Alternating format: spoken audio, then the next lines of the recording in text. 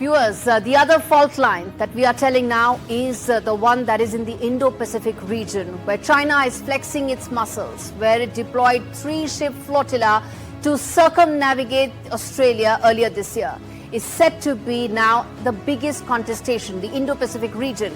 China's show of force has been followed by the biggest multinational war game in Australia, Talisman Sabre 2025. There have been 35,000 troops, 19 countries, which for the first time included Papua New Guinea, a country that is at the epicenter of the Australia-China conflict of influence in the South China Sea.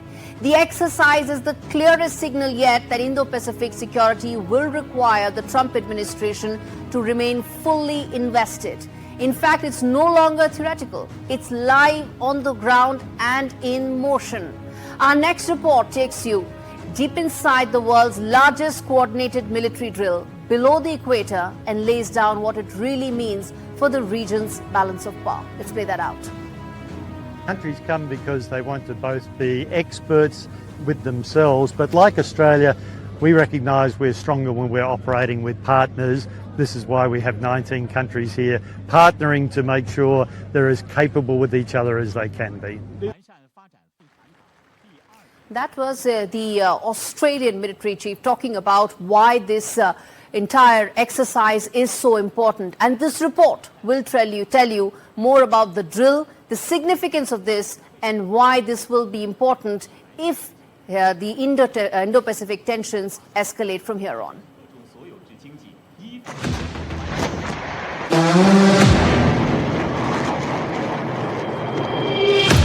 Across Australia, the terrain is alive with movement.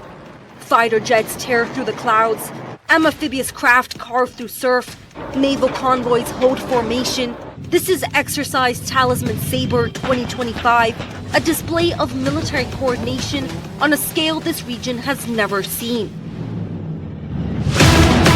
Once a US-Australia bilateral drill, it now draws 35,000 troops from 19 nations. The goal, not conquest but clarity, to prove that coordination and peace is the best guardrail against conflict.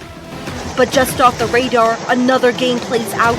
Chinese surveillance vessels trail the exercises, collecting signals, watching every move.